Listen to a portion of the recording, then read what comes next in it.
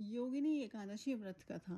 युधिष्ठिर ने कहा, हे कृष्ण, मैंने ज्येष्ठ मास के शुक्ल पक्ष की निर्जला एकादशी की कथा सुनी।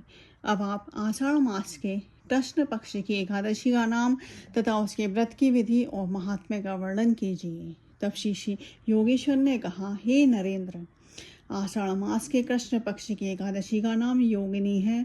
इसका व्रत करने से समस्त पाप नष्ट हो जाते हैं। इस लोक में सुख भोग और परलोक में मुक्ति देने वाली है। इसकी कथा मैं कहता हूँ, जो कि पुराणों में वर्णित है, वह आप ध्यान पूर्वक सुनो। हे युधिष्ठिर, कुबेर नाम का राजा अति शिव भक्त था। वह अलकापुरी नगरी में राज्य करता था। उसके यहाँ पूजा के लिए फूल लाने के लिए माली का नाम हेम था। उसकी स्त्री विशालाक्षी अत्यंत सुंदर थी। एक दिन हेम मानसरोवर से फूल लाया, किंतु कामासक्त होने के कारण वह फूलों को वहीं रखकर अपनी स्त्री के साथ रमण करने लग गया।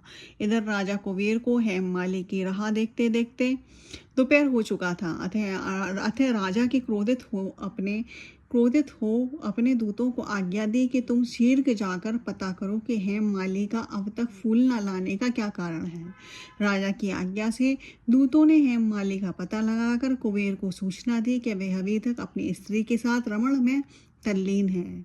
इस कारण से वह फूल लेकर नहीं आ पाया है। यक्षों की बात सुनकर कुबेर ने हेममाली को उपस्थित करने की आज्ञा दी।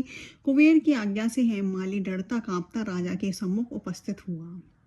तब भय के कारण उसने कुबेर को प्रणाम नहीं किया। हेममाली को देख राजा को अत्यंत क्रोध आया और क्रोध से राजा ने कहा, अरे पापी महानीच कामी, तूने मेरे परम पूज्य श्री शंकर जी का अनादर किया है। इसलिए मैं तुझे श्राप देता हूँ कि कोढ़ी होकर मृत्युलोक में पत्नी वियोग का दुख भोगेगा। कुबेर के शाप से हेममाली उसी क्षण पृथ्वी पर आ गिरा और कोढ़ी हो गया तथा उसकी स्त्री भी उसी क्षण अंतर्ध्यान हो गई। वह मृत्युलोक में आकर अत्यंत दुख भोगने लगा, किंतु शिव भक्त के प्रभाव से उसकी बुद्धि मलिन नहीं हुई थी। अपने पूर्व जन्म के कर्मों का स्मरण करता हुआ हिमालय पर्वत की ओर चल दिया। कुछ दिन मार्ग में चलने के बाद मार्कंडेय मुनि के आश्रम पर पहुंचा। वह ऋषि अत्यंत तपस्वी और वृद्ध थे। उनका आश्रम ब्रह्मा की सभी वस्तुओं के समान शोभायमान था। मुनि को देखकर हेममाली उनके निकट पहुंचा, उन्हें प्रणाम किया, उनके चरणों में गिर पड़ा। मार्कंडेय मुनि ने माली को देखकर पूछा, तूने ऐसे कौन से कर्म किए हैं जिनके कारण तू कोढ़ी होकर महान दुख भोग रहा है। तब माली ने विनय पूर्वक कहा कि हे मुने, मैं यक्ष राज कुबेर का सेवक हूँ। मेरा नाम हेम है, माली है, और मैं कुबेर की पूजा के लिए नित्य प्रति फूल लाता था। एक दिन मुझे अपनी स्त्री के साथ विहार में देर हो गई, जिसके कारण मैं दोपहर तक फूल न ले जा सका। जिस पर राजा ने कुपित हो मुझे शाप दे दिया कि तू कोढ़ी होकर मृत्युलोक में स्त्री वियोग का दुख भोग।